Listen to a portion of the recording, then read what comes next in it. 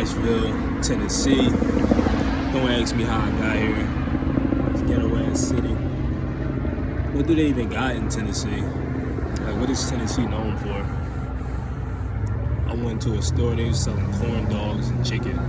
Just corn dogs and chicken.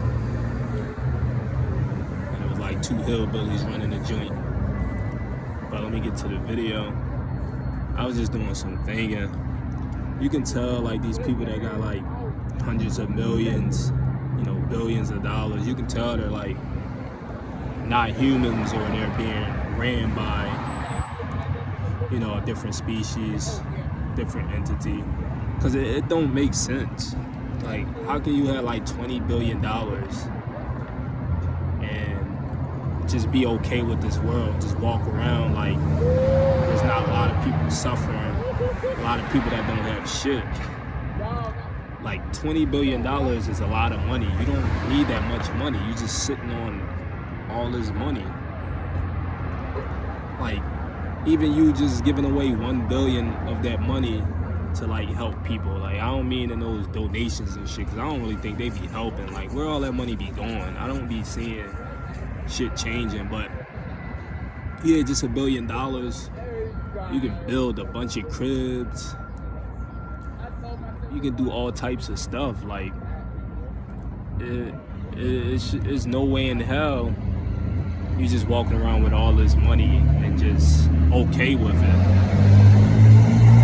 Like, me just traveling, just looking around, it allowed me to gain, more perspective and be more grateful for my situation, where I'm at on my journey. Because, there's a lot of people right now that's, homeless, got evicted, in the process of getting evicted, struggling, in an abusive relationship, all types of crazy stuff. Everybody don't have it good. A lot of people don't have family members they can rely on. It's not like, it's not all good out here as you believe it to be. Shit just getting worse. All the crime going up, frequency rising, the jab and all that old bullshit going on.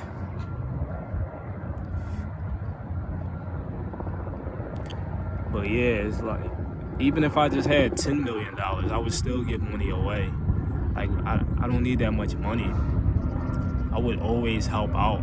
That's just who I am. I can't be balling and my people is struggling. Shit makes me sad. Like, that's my whole reason for even gaining wealth, is to help people. I don't want to gain wealth so I can ride around in a Ferrari, a Porsche, all that, material shit. I don't care about any of that. Shit, let me get rich. Y'all gonna see y'all gonna see how much I make a difference in the world. Like, especially if I was like these billionaires, these 100 millionaires, I would be in the news every day because I would be doing something every day. Psyche D just bought 10 condominiums for the homeless. Psyche G just brought some children that were suffering in India to America, and allowed them to get education and free housing, stuff like that. And this new earth, man, we got in all this, like, we gotta start building communities, making sure everybody got food to eat, making sure everybody is contributing in some way, exposing their gifts. If you're good at gardening, if you're good at farming, if you're good at building, if you're a good teacher, we gotta put everybody on. And this trip and me, moving around now, just opening up my eyes. Like, now, when I'm build this wealth, I'm definitely doing it to help as many people as I can. I'm good. Like me, I don't need much. I don't be wanting much. Like I got clothes that I had for like 5 years plus that I still wear. Like this was my first vacation in like 6 years. And the last vacation I went on was in Miami 6 years ago. Like, and then with food, I don't really consume much. And when I do, stuff is cheap. I buy like plantains, mushrooms, fruits, veggies, some rice every now and then, stuff like that. Like I don't really spend much. Summertime, all I wear is tank tops and shorts and sandals. I try to get as much sunlight as possible, so I don't buy no gear. I don't buy no jeans, none of that. You would never see me wearing jeans or anything like that in the summertime. I might wear some jean shorts, like if I'm going out. Nice little a little Hawaiian button up or something. But other than that, 90% of the time I'm wearing tank top, and that's coming off anyway. Tank top, shorts, and some sandals.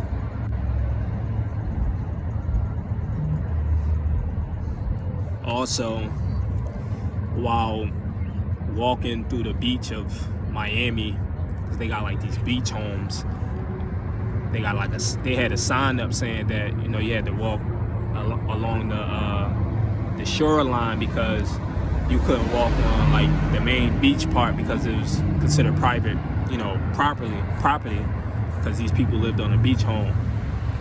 And just walking through the home, just looking, it just had me thinking about like family and how it makes sense that we used to live in like communities, tribes and everything, because it makes everything easier. Me, I'm from a family of 9, and it's crazy because that's my life path number 9. My zodiac sign is the 12, which is the 3. One of 9 children. There's 3 older than me and 3 younger than me on my dad's side, because my dad got 7, my mom got 9. The block I'm from is 18th, that's 9. Address 1500, that's 6. My social security number adds up to 6. My daughter born in May, I'm born in November, that's 6 months apart. Me and her mom is 3 months apart. She's born in February, and it's the same. I'm 9 months apart from her. Let me double check. March, April, May, June, July, August, September, October, November. Yeah, so from the mom, I'm 9 months away from her. And yeah, it's just 369. They say if you want to know secrets of the universe, thinking 369, and that's my whole script. It's crazy. Like these numbers follow me everywhere. Back in Philly, there's 3 buses near me: the 3 bus, 33 bus, and the 15 bus, which adds up to 6, 1 and 5. I'm not sure if it's my birthday, which is November 29th, leaves 33 days in a year, or it's something with 33. So that's 6 too. What else I noticed? 2016 was when I woke up, per se. So that's the 9. And I notice with every year when it hits 369 is always like important years. Like right now it's the 6, and I'm going through big changes. As you can see, I'm moving around. And it seemed like the higher the number, the more of a change it is. So I know 2025 is going to be a real big year for me. 2019 was a real big year for me as well. That's when I returned back to working. I took some time off to really fast, really figure myself out. That was like my transformational period, like the Christ. It was like I had to die to be reborn again, because I was fasting like crazy. If I show y'all my pictures and everything, I was super skinny. My parents thought I was like losing it. It was a tough period in my life. Like, I was hallucinating like crazy from all the fasting. It felt like I was dying, and at times I wanted to die. I don't know, I just didn't want to be here anymore. But it allowed me to be where I'm at now, and just appreciating life. But back with the 369 thing, I'm trying to remember, because I got it on my notepad, all the things that just is 369s in my life. They just follow me everywhere. I'm trying to think off the top of my head. Oh, I'm not the 12th zodiac. I'm tripping. I'm the 9th zodiac. And my daughter's mom is the 12th zodiac. And her name is Mia. Just like Sophia. If you know, you know. So it's like, it's like so divine how my life is working out. It's like it was already preset without me even knowing it. It's like I felt, you feel like you're making decisions, but your decisions aren't your own. You're not really, how I explain it? It's like everything is already predetermined, or is already set in motion before you come here, I guess. But yeah, it's crazy. And I'm 27, turned 27 last year. So I'm, 9.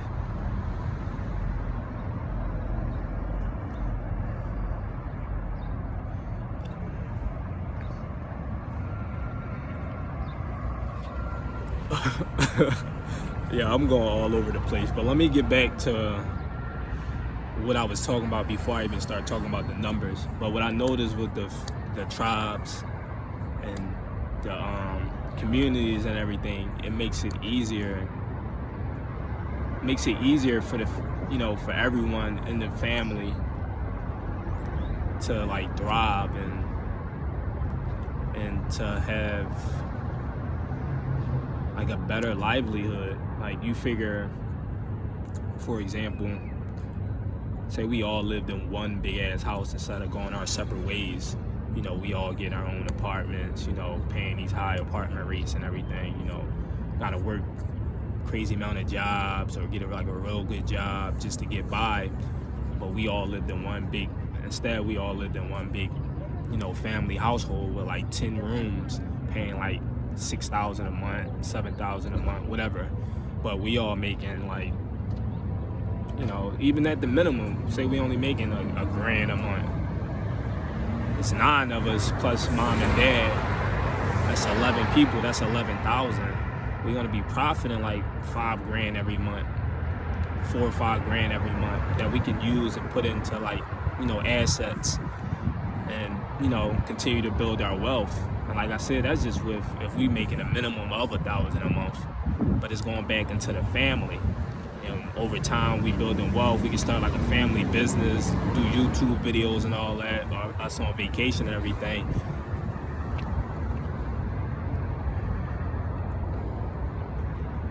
Making money on the side, just building the family wealth. And when we get older, like once we got a lot of money, everybody can go their separate ways if they want to. But I believe, we supposed to build the family brand. We supposed to work together, raise each other. If we are children, we all raise each other children. We do bonfires. We got a nice backyard. If we got ladies in the home, like we all get girlfriends, stuff like that. That's adding more money to the pot. And if they don't want to work, because I wouldn't recommend a woman work. They clean the house for us, cook. We have big family meals. It just makes sense. Like, we're not supposed to be separate like this. Like, everything would be much better if we're together. And I see why, like, the Kardashians, the Ball family and everything, why they, you know, move the way they move. Like, it makes sense. It makes it easier for everyone. Everyone's winning. Raise our own family, school our own children, cook our own meals, have family fun time. Like, building wealth for the family, generational wealth, putting it in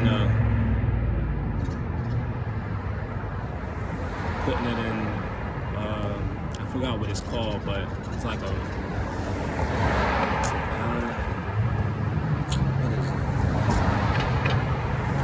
I don't know, but you get the idea. But Psyche Dion, kind of all over the place video. I can't gather my thoughts, but you get it.